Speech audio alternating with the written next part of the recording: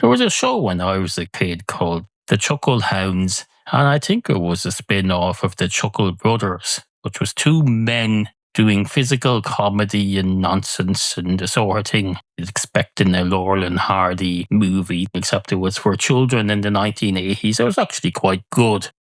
But then there was another thing called the Chuckle Hounds that would be on sometimes. I don't know if it was related or it was the same two men. It was two people in dog suits doing very Chuckle Brothers type stuff. I've never looked into that. Was the Chuckle Hounds related to the Chuckle Brothers? I know the Chuckle Brothers had two other brothers who themselves formed a duo and they would do other stuff. But I don't know if the Hounds was any relation to any of them. And one of the Chuckle Brothers is dead. So does that mean one of the Chuckle Hounds is dead? I don't know. No way of, well, there's probably some way of knowing. I could look it up. I don't look up stuff while I'm talking, though. We don't do that anymore. That never goes well. It serves as a distraction. I have to take out my phone and hold it up to my face and start typing stuff on a screen on a fake pop-up virtual keyboard. I go, are the Chuckle Hounds the same as the Chuckle Brothers? Search. Obviously, they're a different species. Well, they're portraying a different species. We have to presume there's humans involved in there somewhere. They're not actual hounds. Is a hound a dog? I'm not sure. I get confused about those things because it's like with the badminton tennis thing or the hare, bunny, rabbit thing. Are hares and bunnies types of rabbit or are they a different thing? Is badminton like tennis? I know badminton is a different sport to tennis. Oh, it's kind of comparable. Badminton and tennis are kind of comparable. I suppose badminton, that's the one that doesn't use a ball, it used a shuttlecock. A shuttlecock is kind of like a ball, except it's more like a cupcake container. If you're making an individual mini tiny bun, you'd make it in a kind of wrapping thing. You'd put it into one of those and then you put 12 of them in the oven. Or if you're a baker, you put 13, which is very inefficient. If you're a baker and you're making baker's dozens or something, like a small bun, you're making 12 of them, but you're making an extra one. That's inefficient, and I don't mind explaining why. Because when you're cooking buns, you get a tray and it's got holes cut into it, an even number of holes. There's not going to be one with 13, because it's 4 rows across and 3 rows down. They're not going to have a separate little extra one on the side. That's very inefficient. It's a waste of cooker space. You'll end up with a non-rectangular baking tray. You put 13 buns in it. So where's the 4 rows across and 3 rows down, but then there's an extra one. So you have an L-shaped tray. That's very inefficient. You're using an industrial oven. You want to use every inch of that oven shelf. Unless I suppose you have more than one of these baking trays and they're made to fit around each other like Tetris pieces. I suppose there's that. Bakers are professional. They know what they're doing. They can do it in their sleep. In fact, they do. That's why you hear about bakers being up at 5 in the morning. That's when they do all their baking. They're all asleep. They're so good at it, they can do it in their sleep, and they want to prove that by doing it in their sleep. They set an alarm for 2 a.m. So they kind of half wake up, but then they drift off back to sleep in their car on the way to the bakery. And then they do everything in their sleep. It's very efficient. You wake up just enough to get yourself into the car and get going. And then, as we all know, with driving, if you've been driving all your life, you're doing that practically subconsciously. You're on automatic when you're driving. A car doesn't have to be on automatic. It can be a gear shift mechanism car, but you can be driving on autopilot. It's nothing to do with the makeup of the car. No, you're doing this subconsciously. And while you're doing that, you're thinking about all your Tetris pieces and how they're going to fit together in the oven and not waste a single inch of that oven shelf space, even though there's an odd number of cups on that baking tray. Anyway, these Huckleberry Hound people, the hounds are like Disney characters. It's someone dressed as a cartoon animal. Wait, would you call that a cartoon animal? The Huckleberry Hounds wasn't a cartoon. There was a live action thing. There was people in suits. You don't call that a cartoon, do you? But you don't call that a puppet either. No. You call it people in rig-outs, dressed to look like hounds, dressed to convince children that they're hounds. I suspect that was the Chuckle Brothers inside those suits. which is rather stupid. They were perfectly fine as themselves, or as their on-screen human personas. They were perfectly fine. There was no need to go to all that trouble of turning themselves into another species to do exactly the same thing. No.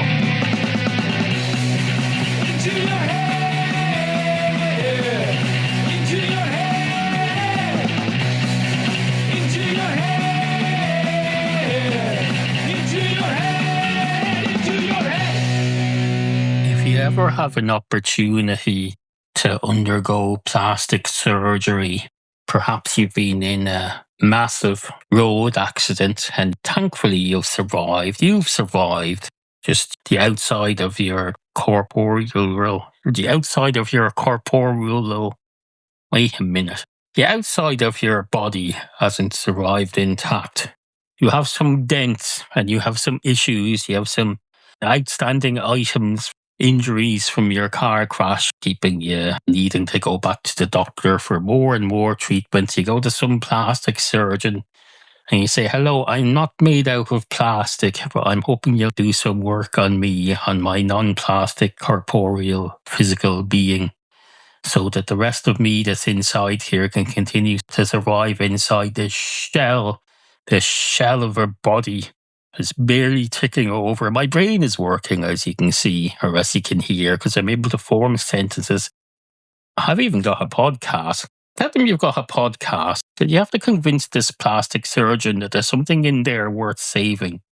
Because they're looking at your face and they're thinking, oh Christ, no, he's finished, he's done. There's no more of him. He might as well just walk over there and die now. He might as well do what some tribal communities, the elderly will just walk out into the desert or the jungle when they're ready to die and just not come back, and decides not to be a burden. He might as well do that, your plastic surgeon is thinking. So you have to prove to your plastic surgeon that there's a person still in there, in behind that non-face, underneath that scalp that's turned to mush. You have to prove that the stuff that's inside your brain is not turned to mush, which is quite difficult because, for one thing, a normal brain is composed of mush. It's just grey mush. It looks like, even a healthy brain, it looks like porridge. If you were to take out your brain and show it to someone today, they'd say, oh my God, what's that? Is that overnight oats? I've heard of those. I find those very off-putting. You make them the night before. So the first thing that happens when you sit down to eat them for your breakfast is that you realise they're already at least 12 hours old. Can you imagine if you went into a McDonald's and they gave you fries and burgers that were 12 hours old, that had been cooked 12 hours ago? Or they tell you, oh no, it's okay, these fries have been slow cooked overnight, so they're fresh. You wouldn't accept that. Or maybe you would because you're meek. That's why you're going to a McDonald's. If you were less meek, you'd treat yourself to something more worthy of you. You'd go to a fancy restaurant. But no, you've chosen to go to McDonald's despite being very, very, very rich because you're meek. Let's not go into that billionaire fella again. Warren, what's his name? Because I already covered him in 2 episodes in the past year. Warren Buffett and his McDonald's drive-through breakfasts that he punishes himself with. No, you won't go into that again. Suffice to say, you have to convince this plastic surgeon that there's still something alive in there. And I suppose you're making a good job of that just by speaking. You just try to sound non-automated. Try to sound like you're not controlled by some artificial intelligence. Or maybe that would be the way to go. Maybe you should convince him that you are artificial intelligence, that you're an android whose outer coating was experimental and made of human flesh and has not really survived the crash. But can you help him because you're one of the most miraculous inventions ever made, despite what you look like on the outside? Maybe that'll work. Then, of course, the problem will be that the plastic surgeon will say, oh, unfortunately, I'm not qualified to work on robots and machinery. I'm not an engineer. I'm not a mechanic. I'm not some sort of computer maker or computer repairer. No, I'm a doctor. I have a doctorate in medical doctorology. I'm not like Dr. Phil or Dr. Dre or one of them. No, I'm a doctor of medical stuff. I'm called a plastic surgeon, but I'm not made of plastic and I don't work with well, I do work with plastic. Wait, do I? Do plastic surgeons work with actual plastic, or is that just a thing they're called?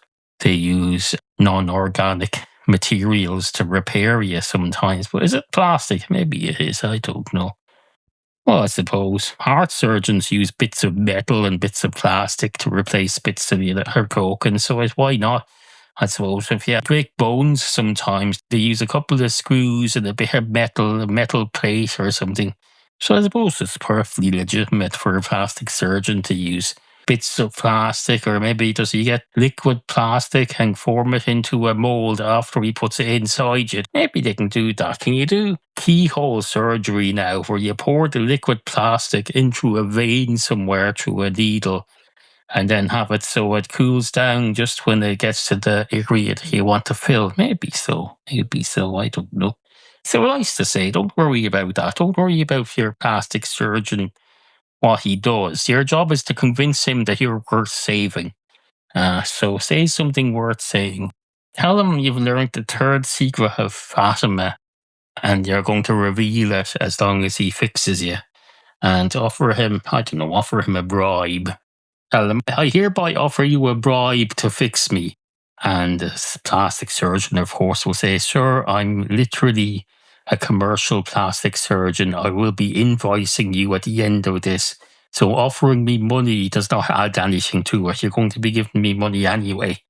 In fact, I'm going to need to see your credit card now because it sounds like you thought you weren't going to have to pay, but you are going to have to pay me. So I'll have a deposit, please. Give me your credit card and I'll take some money off that.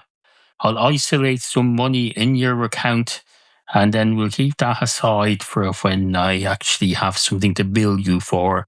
Because I'm not going through all that again where I do all this work on someone and then I find out they don't want to pay me.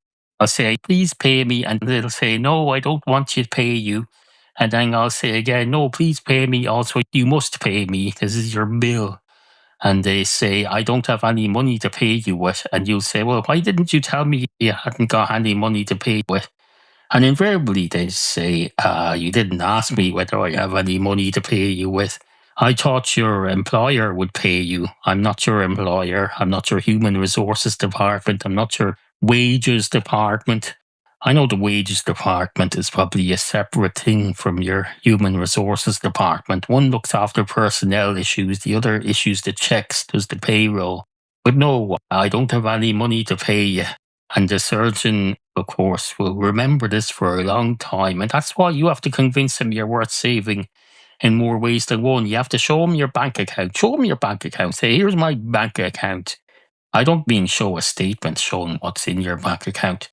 If you want to impress him, make sure you're using a branch of your bank that's in the city centre. That's one of those old ornate branches that they built in the 1920s or something. They used to build these banks and train stations that look like cathedrals. So you'd have great trust in this bank. They was rock solid. So show them a photo of your bank. Maybe that one in College Green in Dublin, that very fancy looking bank. That used to be the Houses of Parliament for this country. Now, what else? Oh yeah, then show him, well, don't show him the inside of your brain literally, but demonstrate to him that you have a mind, you have an active mind. Do a crossword in front of him. Get out the Irish Times crossword. Make sure you get today's one. So if you do yesterday's, he's going to say, oh, he's been practicing that all night. He probably got 3 copies of the same newspaper, or he used a pencil and a razor. He's practiced that. No. Get good at doing the Irish Times crossword and then do it in half a minute right in front of him while downing a pint of vodka or something impressive like that. Whatever you think will impress this fella. You should probably get to know the plastic surgeon as well, so you have an idea as to what will or won't impress him. If you find out that he does a lot of crosswords and is better at them than you, then that won't impress him. No, make sure he knows nothing about crosswords, in fact. Do a crossword in front of him. He'll say, oh, I've never done one of them. That's very good. I've tried doing one of them last time I did it, and half of my letters disappeared in the blank. There's these black squares, and when you write in them, you can't see what you've written. It gets very confusing. You can't even see your own work. It's very impressive that he's just writing all the words in. And it looks like they're correct. It looks like they're real words. He's not writing in the black squares. I wonder why that is. Wait, are you cheating? You're not writing anything in the black squares on that crossword. If you did that in chess, half of the squares in chess are one colour and half of the squares are another colour. Sometimes it's black and white, sometimes it's brown and light brown. It depends on the design of the chessboard. I had a chessboard where I think the dark squares were dark brown and the light squares were sort of creamy yellow magnolia. But in a crossword, invariably, you have black squares and white squares, not necessarily 50-50 on the crossword, the way it is on a drafts board or a chessboard. No, you're not supposed to write in the black bits anyway, but the plastic surgeon doesn't know that. So he might think you're cheating. So write in some of the black squares anyway. Use a black biro so you can't see what you're writing in the black squares. You won't be able to see it anyway, but that's okay because you just be putting nonsense in there. It's fine. So that's how you deal with your plastic surgeon. Anyway, best of luck with that. I hope you get your face back or whatever else you're missing. What are you missing? Maybe it's some other part of your body. Maybe it's the covering on your knees. Your knees themselves are fine. They're working very well. You ran a 4-mile walk this morning. You got up out of bed, you opened the door, and then you went outside the door, and then you closed the door, and you walked out to the pavement, and you walked a mile, and it took you 4 minutes. 4 minutes, which is great. A 4-minute mile is very impressive, although you're not the first person to do it. You do realise that. The 4-minute mile record was broken many years ago. And the first time someone did the 4-minute mile, within weeks of that, everyone else was doing it. Suddenly, it was just not impressive anymore. Nobody was impressed by the 4-minute mile.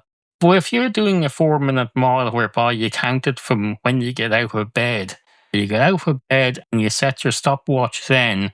So the 4 minutes, that includes the 30 seconds of getting dressed, getting down the stairs, getting out to your front door, opening the door, closing it, locking the door, going out to the curb, and then going back to your door to make sure you locked it, then going out to the curb again, and then walking a mile.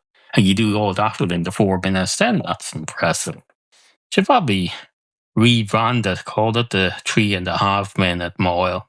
Because no one's going to notice how impressive it is if you just keep calling it the 4-minute mile. You're getting more done within the 4 minutes. No, they won't know that. Branding is important. I know you feel dirty using things like branding and marketing for something as natural as pushing the human body to its limits and looking after your health and fitness. But still, no, you need the branding in there somewhere.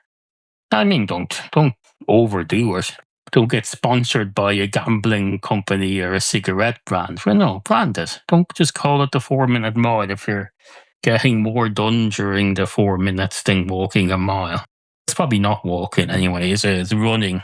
If you walk a 4-minute mile, that's not impressive because you obviously have very, very long legs. You're a very huge giant or something. You're taking huge strides. That's not an achievement. If you were just born with very long legs and you can take very long strides, no, that's just an accident of birth.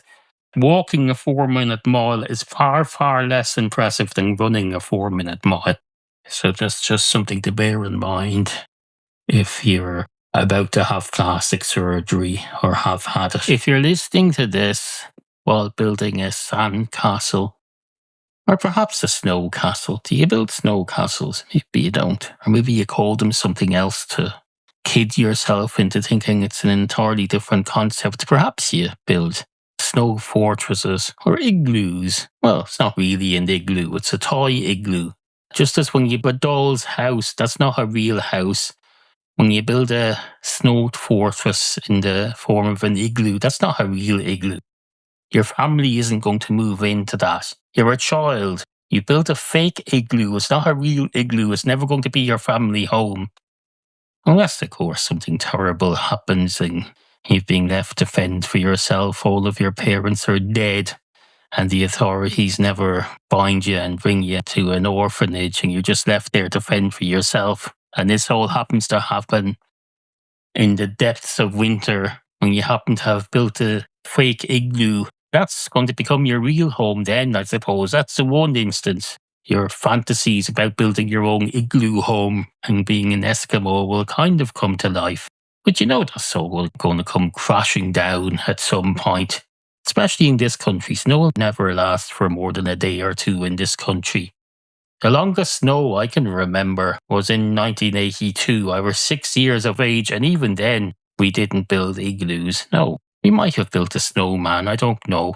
I do remember going out into the back garden and finding that the snow was coming right up to my knee. Either way, don't fool yourself. If you're a kid building a snowman and then you're building an igloo, for one thing, have you got the scale right? The standard snowman is quite a large thing. Kids tend to build snowmen quite big. It's as if they're building a bonfire. They build a big snowman. They probably build it at least 5 or 6 feet tall.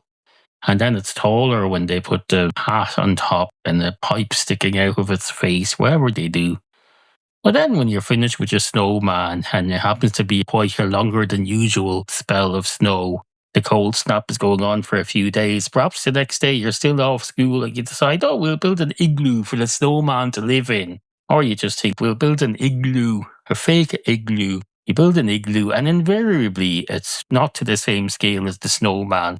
Because if you were to build an igloo to the scale of that snowman, it would have to be something like at least 6 feet tall, wouldn't it? Well, maybe not quite that tall. It would have to be big enough to live in, though.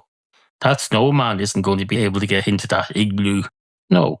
If you want us to believe that you can build a credible fake igloo, child, build the igloo around the snowman. You built the snowman yesterday. Now build the igloo around the snowman so that the snowman is inside it. I think you'll find, first of all, then you'll have to make sure the snowman is sitting down.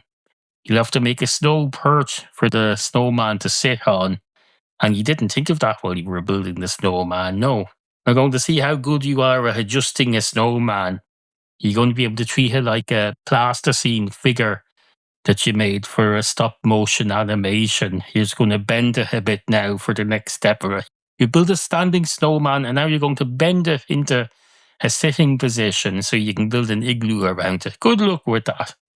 Good luck with that. And even when you do that, if you do succeed in building an igloo around that snowman, nobody's going to believe that you got that snowman into that igloo or that it's a credible entrance for the snowman.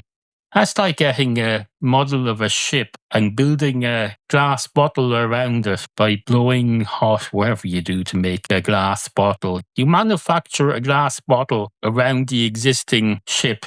You get the equipment for whatever you do to blow glass. I think it's something to do with blowing and very intense heat and I presume sand. Isn't glass made out of sand? I think it is. So presumably you get the sand, you light it on fire, you blow some air onto it from a straw using the hot air from your mouth. The same hot air that's been spouting all this nonsense about building a ship in a bottle and an igloo that a life-size snowman could credibly have gotten into without cheating. You're going to do that, are you? Oh, good luck with that. Wait a minute. I've seen documentaries about this on the television about the craft of crystal and glass making.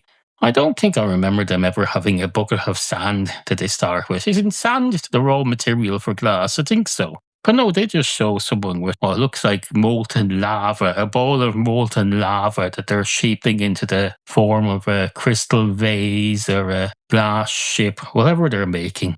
They don't show the sand. I don't think they're doing that from scratch. No, I think they're getting pre-formed, whatever the sandular equivalent of half-baked bread is. You know when you buy one of these half-baked bread rolls that you keep in their cupboard, it's half-baked, and then when you want a fresh roll with your salad, you put it in the oven for 10 minutes and you have a fresh baked roll. Is there the equivalent of that with glass? I presume there is. They're not buying the sand. They're buying half-formed glass, a bowl of it. It's like some sort of dough. It's like buying dough. And of course, nowadays, dough was considered an ingredient. You can have cookie dough ice cream. You can have cookie dough cookies. You can have just a bag of cookie dough that you snack on. Dough is an ingredient. Don't be eating dough. That's gross. I'm sure it tastes fine. It also tasted fine when you were 3 years of age and your mother was baking and she let you lick some of the dough off the spoon before she put it in the oven. But that doesn't mean it's food. No, you're not an animal. Eat some proper cooked dough. In other words, bread, or whatever's being baked. Anyway, you're a child. You're making this igloo that's supposedly going to be a home for this snowman. How would you feel if you were brought into existence through bad weather? They found out I'm not flesh, I'm made of snow and ice. I'm made of all of the bad stuff that comes in winter and falls from the sky. That's what I'm made of. When I was a child, they used to tell you that kids were made of puppy dogs' tails and something. What was that poem? They say puppy dogs' tails and something else and something else. There was a nursery rhyme about all the lovely things their kids were made of. These same kids are making snowmen out of disgusting slush, filthy snow that's been sitting on the ground, probably full of dog shit. And that's their first impression of how a human being is made. No wonder they grew up despising us. They grew up despising older people. They grew up with this thought, oh, I made an adult once. It was disgusting. It melted after a couple of days and it was full of dog shit and had rotten carrot in it. Now, admittedly, that was my fault. I put a carrot in it and it turned out they don't keep very long, although they keep a couple of days because it's cold weather. Effectively, the outdoors is a fridge for a couple of days. Well, in this country, that goes away very, very, very quickly. You go back to depressing, mild grey skies, mild temperatures, and just constant drizzle. So, no, that's not going to be a fridge for a long time. You Americans probably just don't use a fridge at all during the winter. You just put everything outside the back door. It's probably great. It's absolutely great. I don't get to use my shed as a fridge much because it's not cold enough most of the time, but sometimes during winter I've used it. A few months ago, we put our deceased, much loved elderly cat Jody in the garden shed for a night before we could bring her to the place with the furnace. And that was fine. And I think when our fridge broke last year, we put some stuff in there for the night. Ended up throwing most of that away though. We threw Jody away, but not in a bin. We brought her, as I say, to the proper, not incarceration place, not incarnation place, in whatever the thing beginning with IN is. You know what I mean. Now you'll build a sandcastle, or you'll build an igloo, or you'll build a snowman, but you won't build a sandman. The kids they don't build sandmen, as far as I know anyway. I've never seen it. You'll build a sandcastle because that's relatively easy to make a structurally sound one. Although it usually only has to last for an hour or two because you're visiting the beach for the day. It's not like you're going to come out the next morning and see if your sandcastle is still there or has it melted. No. We'd sit on the beach all day, we'd make a sandcastle, and then we'd take no responsibility for that sandcastle once we left. We'd stay there for a couple of hours, make sandcastles, have a picnic, and then off home back to where we came from and not see that place again, probably for at least a year. At least when children make snowmen in their back garden or in the common public green area that's temporarily white in their residential area, at least they come out the door the next day and they take note of whether the snowman is still there, how well it's lasted, has it disintegrated. When you make a sand castle, you're the equivalent of a builder who just throws up some shit, takes the cash and runs, never to come back and look at it again. So I applaud the children somewhat for their snowmen in that respect. But still, with your igloos, that's bullshit. Igloos are bullshit. If you're a child making a fake igloo, you're no better than if you have a doll's house. Although at least you made the igloo yourself. The doll's house was probably made by some craftsman, or more likely in a factory where they make all the Barbie dolls. They go, I'm a Barbie doll in a Barbie world. Stop being plastic, it's fantastic. You can brush my hair. Where's my, no, not my harmonica for this one. I have a ukulele here. Hold on. I'm a Barbie girl in a Barbie world. Come on, Barbie, let's go party. Oh, oh, oh, oh. Come on, oh, there's two strings broken. There's two strings broken on this ukulele. That's useless now. I regret not having used that more before the strings got broken, which I think must have happened quite recently when I threw this across the room. Not to worry, you can't have everything. The point is, you have a doll's house. That's not made by the child. The child doesn't get to claim responsibility for having built that. or even furnished it because their parents bought all the furniture. At most, they take responsibility for the doll's bedtimes when it's dragged into or out of its bedroom and plunged into some kitchen somewhere or whatever they do. Whatever they do with these dolls' houses, absolutely, well, it's absolutely fine, I suppose. It's play. Children need their playtime, just like your cat does. Your cat has playtime. You wave a ball in front of it and make it believe that it's killed something, and that's very good for your cat. It tires itself out, and then it feels like it's done everything it was built to do by evolution. And then it'll cheerfully sit down, have something to eat, and go asleep and start purring and start dreaming about killing something. It lies on your bed and dreams about killing something. It dreams about eating the flesh off a dead dog from next door by tearing it apart with its teeth, going, "Oh, this is delicious. It's not really thinking about the taste when it says it's delicious. The experience of saying it's delicious, the satisfaction it gets from fulfilling its evolutionary needs as a killer. That's what your cat does. As for what your children are doing with the sandcastle, I've no idea. Sandcastles are a parlour trick. You're just getting damp sand, and if that was dry sand, that wouldn't work. And that's why your child is making a sandcastle is never going to be working for Waterford Crystal. Because until you Waterford Crystal, they don't get damp sand and set it on fire. No, you can't set damp sand on fire. It has to be completely dry so they can't sheet and use dampness to hold it all together. No. And it has to last longer than 1 day as well. So don't let your kids fool you with all that absolute tripe. It is nonsense. It really is. It really is nonsense. The whole business of being a child is nonsense, especially during the summer holidays and during snow days. Now, we had relatively few snow days as children, less than a handful of snow days in my entire school-going era.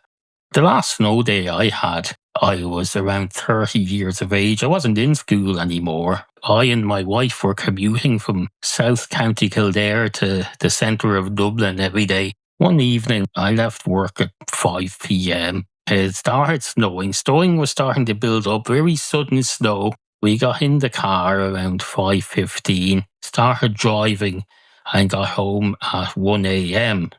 Now, admittedly, we stopped at some disgusting fast food outlet in Tala for half an hour to take a break from the snow driving. My wife was driving. I was sitting there going, "Oh, Christ, we're stuck in traffic in snow. Cars probably going to stop working now." Do cars even work in snow? I don't know. I know if you drive a car through a flood that's quite deep, your car starts flowing downhill and you don't know where it's going to go. You could probably going to flow into some river. And if that happens on your way from Dublin to South Kildare, it's going to end up back in Dublin city centre because that's where the rivers around there all flow into. You'll flow back into Dublin city centre, which is where you started, and you may well end up out in the sea. Never ever drive through a very deep puddle in a flood. If the road is flooded, you don't go down there. You don't know where you're going to end up. No. Are you going into your head? If you're listening to this on your television, perhaps you're one of these sophisticates who puts on a podcast on your phone and then casts it to your television or casts it to another device that's connected to your television. Perhaps you've got an Apple TV or whatever the hell you use for that. I do know on the phone sometimes you press a button and then you see a thing that says cast and you say, "Cast this to another device. I don't want this. Send it somewhere else. My phone is in my pocket. I don't want this program in my pocket. That's too close. I want to cast it to a device that's in the corner of my sitting room or to a smart speaker or something. I want to send it somewhere else, slightly further away from me, but not too far away." Do people do this? Do they sit in their house listening to podcasts or loud music perhaps on their phone, but cast it to the speakers on their car that's sitting out in the street outside? Maybe they do that. Because maybe they like the experience of listening to their favourite music on their car speakers while they're not in the car. I could understand why you could do that, in fairness, because sometimes you'd be passing a car and they'll be blasting out music The windows and doors will be closed, but they'll be blasting out music inside the car. You can hear thud, thud, thud, thud, thud, and the beat of some music that's not to your taste. You do that all day, and at your weekend, you think, oh, I'm going to have that experience listening to music coming out of a car that I'm not sitting in, but it'll be music that I like. So I have my car out in the driveway. I'm sitting in the sitting room. I get the music up on my phone and I cast it to my car's speakers. Now I can see why there'd be an attraction to that.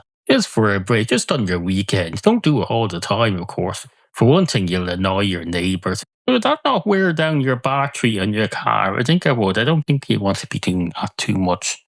No. I left the light on inside our car once and I ran the battery down so much that we ended up joining AA for a year just to get that fixed. Be careful about your car battery. Even if you got a petrol car, the stuff in your car runs on a battery that can run out. It's not like those hybrids. I know we all have hybrids now. We still have a thoroughbred car because we're not rich like you. We don't get to buy a new car every 6 months every time they invent a new kind of electricity.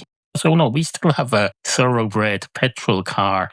But the stuff on it runs off a battery. And having petrol in it doesn't guarantee that the battery will still work. No. So you can run it down easily just by leaving something on that uses up the battery. And then you end up having to call some sort of service to come and put electricity into your car for you.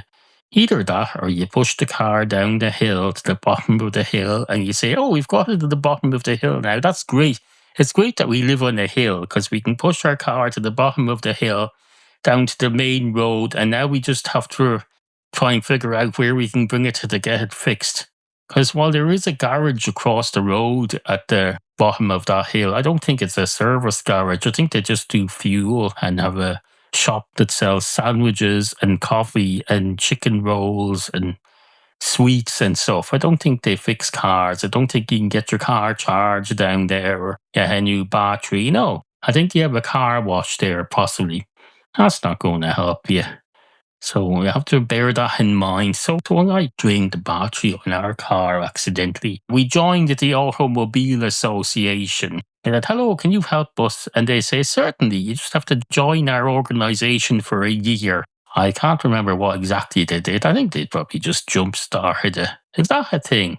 I've only seen that done on medical dramas. I don't tend to watch motoring dramas. I just watch medical dramas, but they jumpstart people sometimes. They say clear and they electrocute the dying person in the hope to bring them back to life. They go clear and everyone stands back, and then they start pumping on their chest again, breaking their ribs, going, hello, you need to wake up now or it's going to be rather permanent. I'm pumping some electricity into you and I'm pressing against your ribs, so please wake up. I think we have had our car jump-started by another motorist in the past who's on the same road. Hello, could you drive up in front of us? And then you turn your car around so it's facing the wrong way and put the front of your car right up against us as if we've just collided, but don't quite collide. Just come close enough for our jump leads to stretch from your engine to our engine. Anyway, that's how cars work. To the best of my knowledge, I don't drive.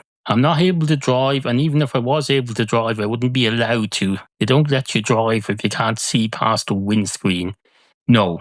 If I could sit on the bonnet of the car out on front, on the front lid, I could probably see a couple of feet in front of the car. In the old days, when they used to have horse and carts, if you had a horse and cart and you were being driven around inside one of those covered carts, there'd be a fella up on top in front who'd be controlling the ropes that steer the horse. That would be the equivalent of sitting on the front of the car. You can control a horse with ropes and straps. You just attach to the horse. Really to God, you can do the same with a car. I don't see why not. I also don't see why though. When we went from horse and carts to cars, we quite rightly changed it so the driver wasn't sitting up front on the outside. We let the driver sit inside with the passengers at the front. The passengers would sit in the back and the driver would sit at the front, but the driver would be indoors. If you were employing someone to drive your horse and cart, you're probably a small business or you're a rich person who employs a driver to drive your horse. You rather have them inside because if they're outdoors all the time while they're driving your horse and cart, they're at higher risk of getting sick all the time. They'll be constantly getting sick, and then they're going to be sneezing all over everyone. They're making the horses sick as well, or the horses are making them sick. Because if you're outdoors driving a horse all day, those horses catch a cold, they pass it on to you. You get a cold, you pass it on to the horses. Every 5 minutes, you're all passing diseases on from one of you to the other. Oh, it's like when my wife was a primary school teacher. She'd go in the first day, beginning of term, first thing happened was that everyone gets a cold and everyone brings it home to their husband. It's exactly like that if you have a horse and cart. So they were right. When they brought out the motor car, they were right to move the driver indoors. It's safer. They didn't move the horses indoors. They just replaced the horses with an engine. So what we had was a horseless carriage. Now, if Henry Ford or whoever was coming up with all this stuff had said, I was thinking we'd have a horseless carriage, but how about if we have a carriageless horse? What would that be? Well, that would be a car still, but you'd be sitting on top of it. You'd have a saddle on top of this car thing. The car would be a small thing shaped like a horse with an engine inside it. You'd be perched up on top, and no, even the passengers wouldn't get to sit indoors then. No, we're better to have a horseless carriage than a carriageless horse. I suppose it's just words, really. It's just words. So that's horses for you. And then you had cyclists. Now, cyclists back in the days of the horse and carriage, cyclists were considered very advanced. Not only was it a horseless carriage, it was a self-propelled carriage. You were the passenger and you were the horse and you were the engine. You were pedaling this thing, possibly on a penny farthing bicycle. That was one of those things with a huge, massive wheel and a little wheel in front, I think. Now, is that right? Have I got that right? I don't know. You see these penny farthing bicycles in photos. People used to drive these penny farthing bicycles. They had a massive wheel. You wonder how they stay up. It was almost as difficult as riding a unicycle. At least on a unicycle, you've got one wheel, you've got your pedals. Wait, does a unicycle? I don't know, sure. Does it have pedals? Kind of. It has pedals. They go around. They're attached to the wheel. There is a saddle. But there's nothing else. There's no handlebars. That's appalling. If you're going to go out on the unicycle, you're no better than the cyclist who goes around cycling hands-free and showing off like a child.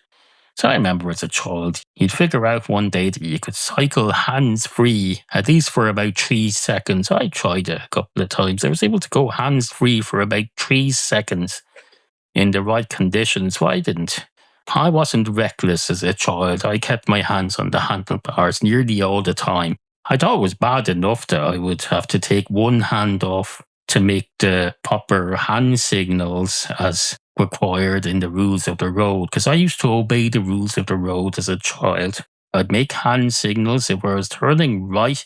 I'd glance behind me, then I'd put out my right hand, take it off the right handlebar, I'd put out my right hand, and then I'd move over to the right turning lane, and then keep looking behind me, and I'd keep my hand out until I was completing my turn, because I was a law-abiding child.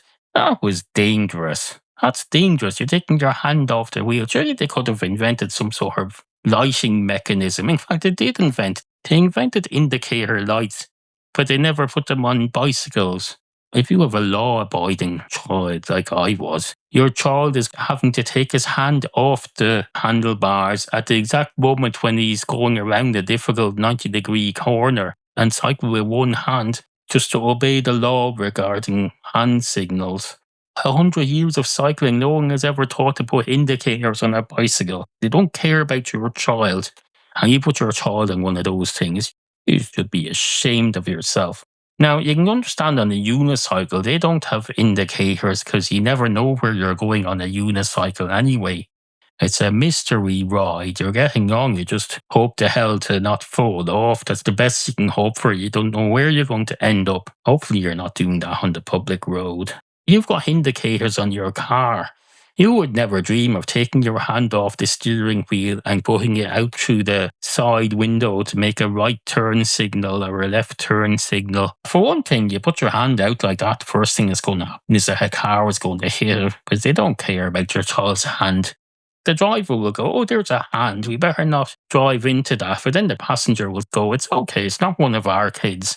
People have very little respect for cyclists as it is. It's a cyclist and it's someone else's child. Fuck it, that's what they'll say. And then they'll just drive straight through the hand. Into your head.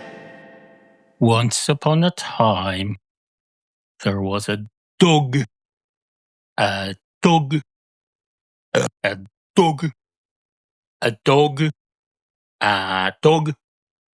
A dog. A dog, etc. And this dog, he was driving home one day from a long day at the office.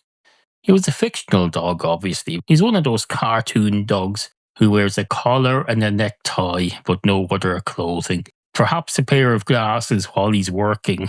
There's a car made out of rocks. He's not in the same universe as the Flintstones, but he's in a Flintstones clone, the Flint Dogs or something.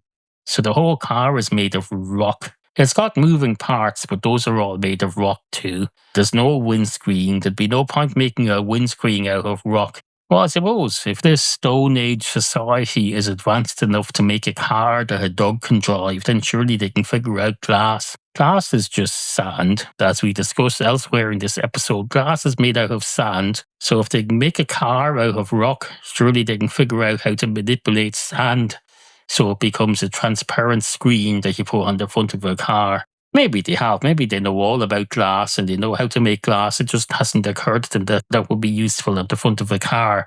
I suppose there's that. It's not going to protect you from much, a windscreen in that world, because everything that flies through the air, anything that gets thrown through the air, including someone's hat, everything in that Flintstones world is made of rock. So anything that comes through your windscreen is made of rock, and a glass windscreen isn't going to stop that. It's just going to break it. So I suppose that's reasonable. That's interesting, though. You have this glass. Glass is made of sand, and the rock can just break sand. Sand is broken rock. If you're a glass, you're made of sand. The sand is broken down rock. So why would the rock going through glass, which is made of broken down rock? Why would that be a threat to it? Well, apparently it is. Anyway, this dog, he's on his way home from work, and then he gets home from work. It's a bit like the opening titles from The Sopranos, the television program. This gangster head honcho fella, this godfather type fella, except he lives in the suburbs. So the opening segment is him driving home to the suburbs, to his ordinary suburban house. The view from his front windscreen. The dog is a bit like him. He's driving home from his day at the office to his home in the suburbs. It's not really his home, it's his owner's home. He's driving home to his owner's home. So when he gets home and gets out of the car, he turns back into a normal dog. Because no normal human is going to allow their dog to come home like that in the car and say, oh, it's back from my day at the office. Where's my newspaper? I want my pipe and slippers. I'm going to sit down now and make myself comfortable and wait for you to make me a nice 3-course dinner. No. That dog gets in the door and straight away he turns into a pet dog. He goes, woof, woof, woof, I'm home. Oh, you're home too. That's great. I'm going to get all excited now and wag my tail and pant and get spit all over you, because that's what you dog owners like. Is that what dogs were like in the Stone Age? I very much doubt it. Did they have dogs in the Stone Age? Why would you have dogs in the Stone Age? What would they do? Anyway, this dog, he stops at a red light and he thinks, oh, that light is red. I think that means this is the red light district. I want to get out of here. I don't want to be seen in here. This is a god-awful place. I don't want to be seen around here. I have a reputation to keep up. I'm very important. I'm a professional dog. I wear a collar and tie. And then when I get home, I wear a dog collar because I'm religious. No, wait a minute. Priests wear dog collars in this country. And dogs wear dog collars. Well, they're not the same thing. A priest collar and a dog collar, they're two different things. One is for holding a leash you attach one end to the dog and the other end to a human hand. and you guide the dog collar on a priest is very different. For one thing, it's kind of under the collar of the shirt. You just see the front of it. It's like an iceberg. Most of it is under the shirt collar. So you just see the front of it. It's like an iceberg. You see 1 or 2 inches of this dog collar. I think, wait, are they called dog? I got that wrong. I think priests' collars are called dog collars. Or wait, is that just something I heard someone say in a derogatory manner about them? They're not really called dog collars. Oh, maybe that's right. I'm confusing it. Well, in that case, I take that back. They're not called dog collars. But they are like icebergs. You just see the front couple of inches of the white collar that her priest wears, and then the rest is covered under the shirt.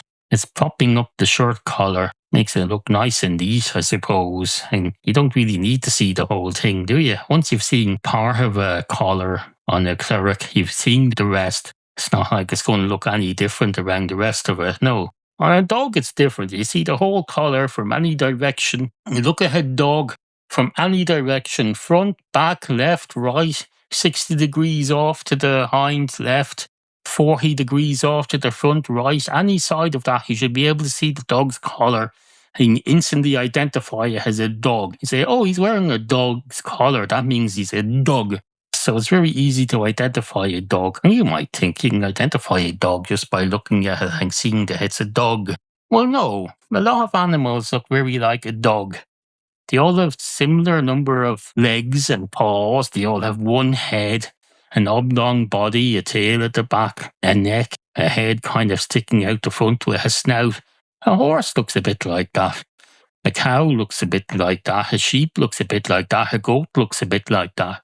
If you're living in a farming area, you're going to see lots of creatures that are pretty much the same shape as a dog. So don't be all smart about it. Just because you live in this city where the only animals you see are dogs.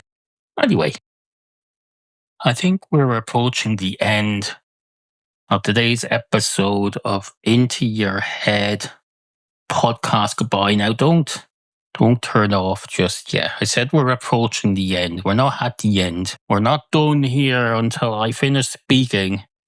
Well, do I have anything else to say? That's the issue. I suppose if I don't have anything to say, I'll just trail off.